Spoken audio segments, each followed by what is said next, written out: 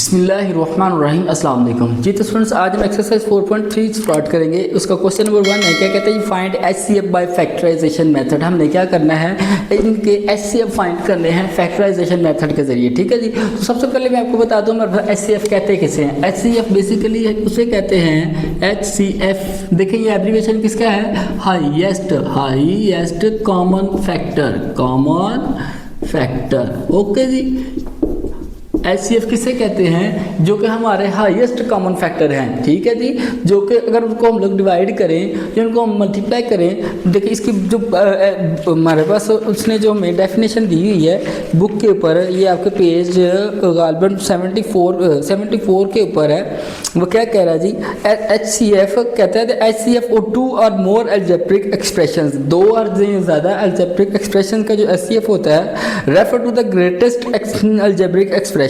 ठीक है, जो हमारा ग्रेटेस्ट यानी कि सबसे बड़ा अलजेब्रिक एक्सप्रेशन होता है उसकी तरफ हमें रेफर करता है, which divides them without leaving a remainder, जो कि उन्हें कंप्लीटली तौर पे डिवाइड कर देता है, बिना कुछ छोड़े, बिना कुछ बगैर छोड़े कंप्लीटली तौर पे इनको क्या कर देता है, डिवाइड कर देता है। ठीक है जी। तो सिंपल आपने याद रखना है कि जो हाईएस्ट कॉमन फैक्टर है उसे हम लोग HCF कहते हैं। ठीक है जी। ले जी, सबसे पहले क्वेश्चन नंबर 1 है, उसने क्या कह रहा है, हमने इसका HCF फाइंड करना है। ठीक है जी।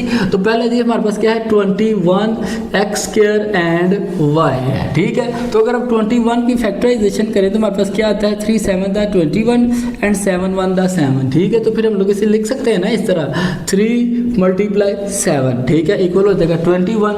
आगे क्या है, x², यानी x को हम लोगों ने 2 दफ़ा लिखना है। ठीक है, एक पावर इसकी प्लस होके x की पावर 2 हो जाता है। ठीक है। आगे क्या है, मल्टीप्लाई y। ठीक है जी। ये क्या आ जाएगा हमारे पास, 21x² y की फैक्टराइजेशन यानी इसके फैक्टर आ जाएंगे। दूसरा हमारे पास क्या है, 35x एंड y² है। ठीक है जी। तो 35 की आप फैक्टराइजेशन करें तो क्या आएगा, 5 7 दा 35 एंड 7 1 दा 7। ठीक है जी। तो हमारे पास क्या आ जाएगा, 5 × 7 यानी कि 35 हो जाएगा। आगे क्या है, मल्टीप्लाई x, और आगे क्या है, y² है, तो y को हम लोग 2 टाइम लिख देंगे यानी 2 दफ़ा लिख देंगे। तो हमारे पास क्या आ जाएगा, 35xy का स्क्वायर, ये इसके क्या आ जाएंगे, फैक्टर आ जाएंगे। ठीक है।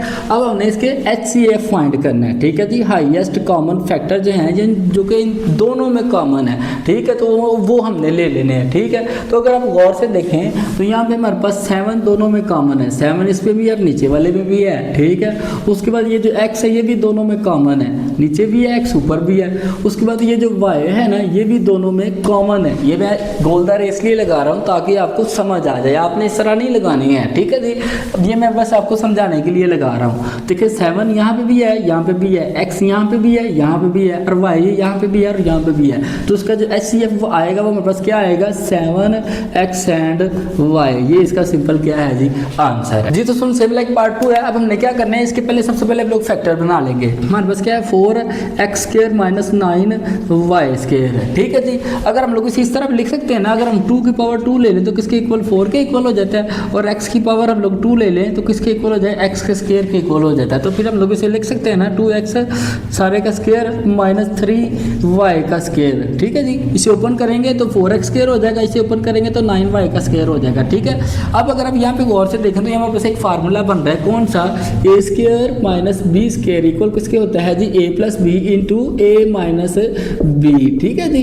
ये हमारे पास फार्मूला जो कि पहले भी हम लोग, मैं आपको कई दफ़ा बता चुका हूँ और पीछे एक्सरसाइज में भी हम लोग कई दफ़ा कर चुके हैं। ये अब देखेंगे हमने इसको a² रख लिया, ये हमारा क्या है जी, b²।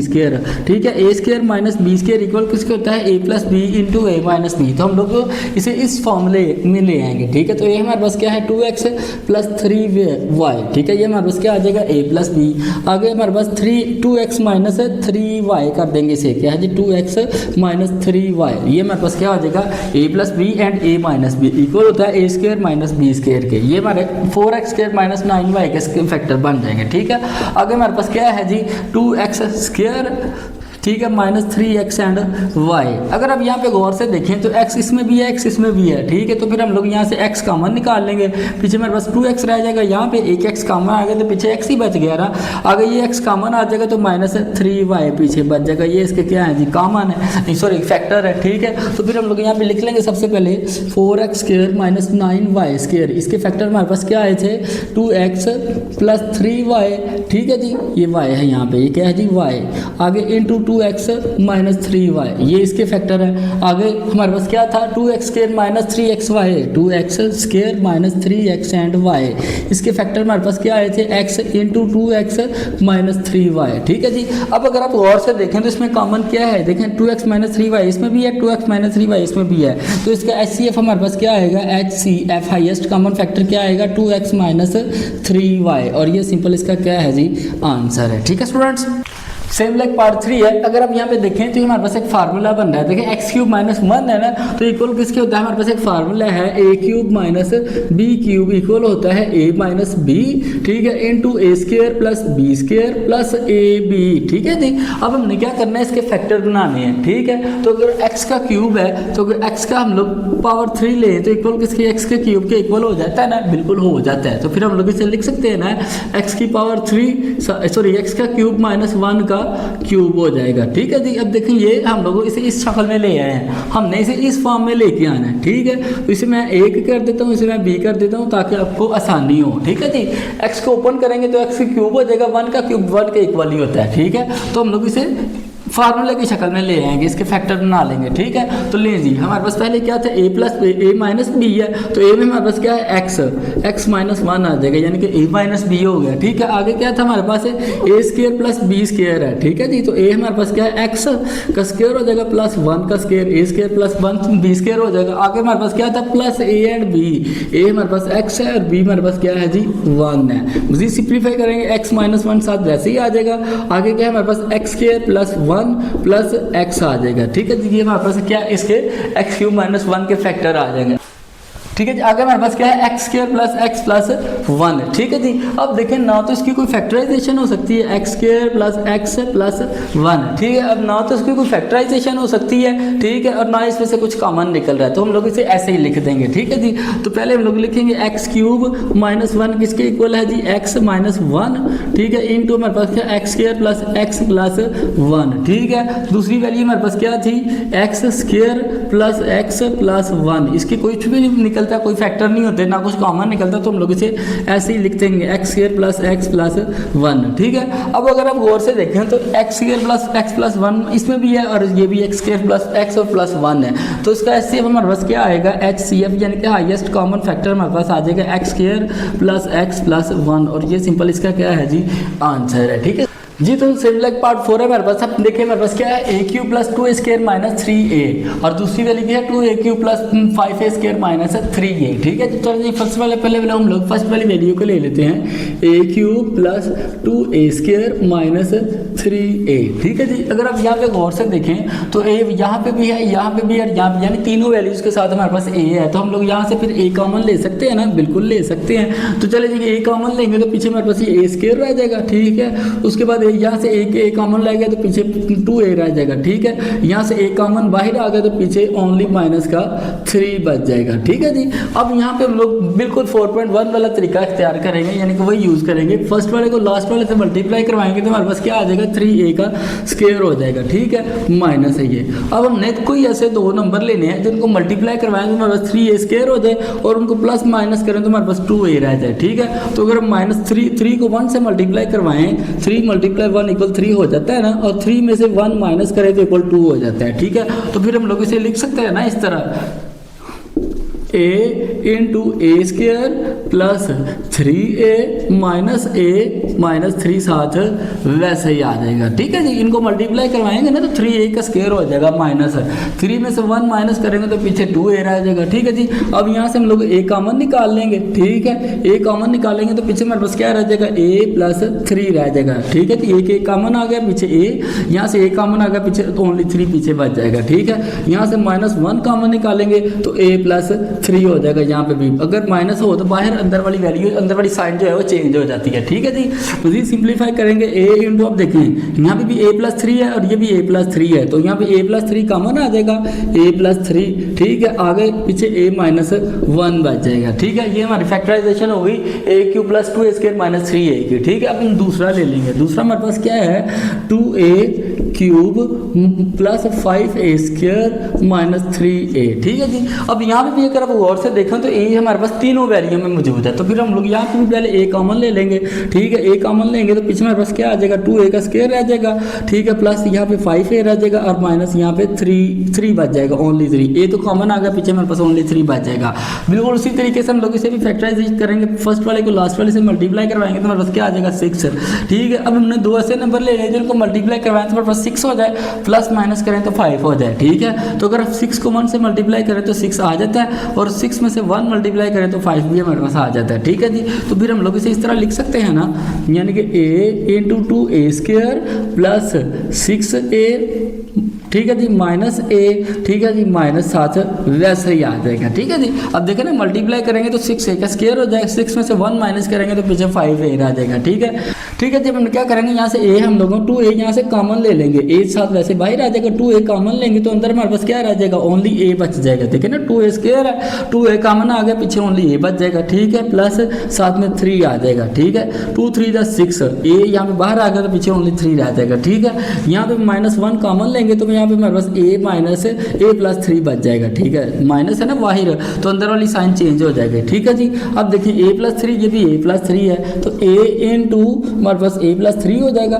ठीक है, आगे हमारे पास क्या आ जाएगा, 2a माइनस 1। ठीक है, ये हमारे पास इस किसके फैक्टर हो गए, 2a cube plus 5a² minus 3a। तो पहले हम लोग लिखेंगे a क्यूब, ठीक है जी, equal a cube plus 2a² plus 2a², आगे क्या है -3a। इसके फैक्टर हमारे पास क्या आए थे, ये वाले a इंटू a प्लस 3, ठीक है जी, इंटू a माइनस 1। ठीक है जी, दूसरी वाली वैल्यू हमारे पास क्या थी, ये वाली क्या है, 2a³। ठीक है जी, आगे हमारे पास क्या था, प्लस 5a²।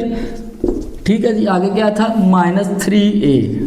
ये इसके फैक्टर हमारे पास क्या आए थे, a इंटू a प्लस 3, ठीक है जी, आगे 2a माइनस 1। ठीक है, अगर आप गौर से देखें तो a इंटू a प्लस 3 यहाँ पे भी है और a इंटू a प्लस 3 यहाँ पे भी है, तो इसका HCF हमारे पास क्या आएगा, HCF इक्वल हो जाएगा a इंटू a प्लस 3, और ये सिंपल इसका क्या है जी, आंसर है। ठीक है स्टूडेंट्स जी, तो सेम लाइक पार्ट 5 हमारे पास है। अब हमने क्या करना है, इसका HCF हमने निकालना है, हाईएस्ट कॉमन फैक्टर निकालना है। ठीक है, तो चलिए सबसे पहले हम फर्स्ट वाले को लेते हैं, t² माइनस 3t माइनस 4। ठीक है, इसके लिए भी हम लोग वही तरीका यूज करेंगे, यानी कि फर्स्ट वाले को लास्ट वाले से मल्टीप्लाई करवाएंगे तो हमारे पास क्या आ जाएगा, 4t का स्क्वायर आ जाएगा। ठीक है, अब हमने दो ऐसे नंबर लेने हैं जिनको मल्टीप्लाई करें तो हमारे पास 4t स्क्वायर हो जाए, उनको प्लस माइनस करें तो हमारे पास -3t पीछे रहता है। ठीक है, तो अगर 4 × 1 करें तो इक्वल 4 हो जाता है, और माइनस का 4 और प्लस का 1 हो तो इक्वल माइनस का 3 आ जाता है। ठीक है जी, तो फिर हम लोग इसे लिख सकते हैं ना इस तरह।